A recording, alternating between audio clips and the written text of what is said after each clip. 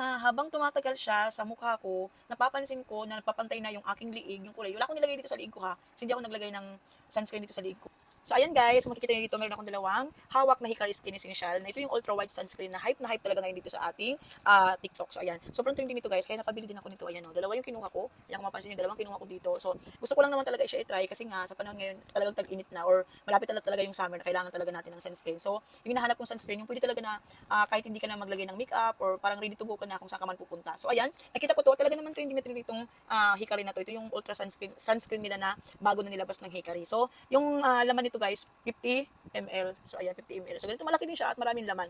So, ayan, sabi nila, habang daw tumatagal, parang nagiging pantay na siya sa skin mo. So, kapareha na siya ng skin mo. Tapos, sa umpisa, parang medyo maputi, pero wala naman siyang white cast. So, ayan. Gusto ko lang talagang mag-try nito. Kasi talagang ang dami ko na napapanood. Tapos ako di pa ako nakakapag-try. Charot. So, anyway, yung laman nito ay parang kulay pink. Ayan, no? Parang siyang kulay pink, guys. Ayan. And then, so, magpansin niyo, wala akong makeup na nilagay. Nagilamos lang ako. Kasi gusto ko din talaga i-try to. So, ayan. Lagay tayo dito. Oo nga. So, yung una mong lagay, ang bango nito ha, para siyang, parang strawberry na parang chocolate, ganun. Ayan, hindi mo na sa kabila ilagay.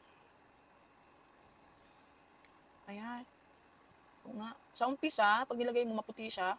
Pero pag blend mo na, mabilis na i-blend ha. Ito yung wala, ito yung mayroon. Ayan. Diba, laki ng difference niya kasi yung dito ko, ayan, medyo siya pumuti. Pero hindi wala siyang white cast kasi dito sa kabila ko, ayan o. Diba? Tapos, tingnan nyo, hindi siya malagkit.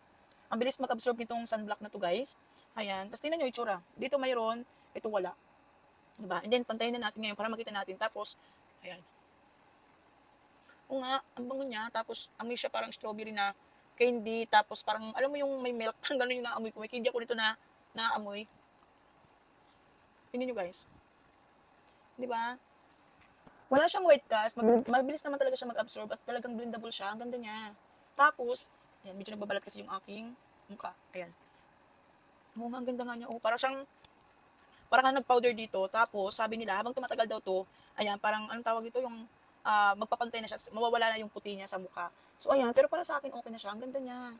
Ang bango niya. Tapos, ayan, parang kang nagpulbo or may nilagay ka na cream, tapos parang naglagay ka na ng foundation, parang ganun. Ang ganda nitong, ayan, oh.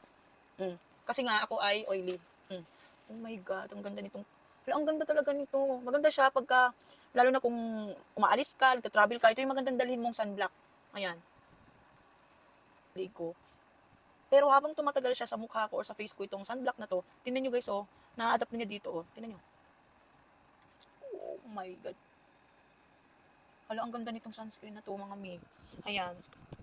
Hindi sa bubudulin ko kayo ha, nasa sa inyo naman yan kung mapapabudol kayo or bibili kayo. Pero guys, totoo talaga lahat ng mga kiniklim nila or yung mga nakikita natin dito ng mga nagpo-promote nito. So anyway, binili ko to. Ayan, binili ko talaga to kasi nga gusto ko talaga siyang matry kasi nga ang dami nang lumalabas sa FYP ko, halos araw-araw talagang parang tinatawag na ako ng sunscreen na to na umorder ka na, mag-try ka na, ganoon. So tingnan niyo naman ang ganda nito, oh.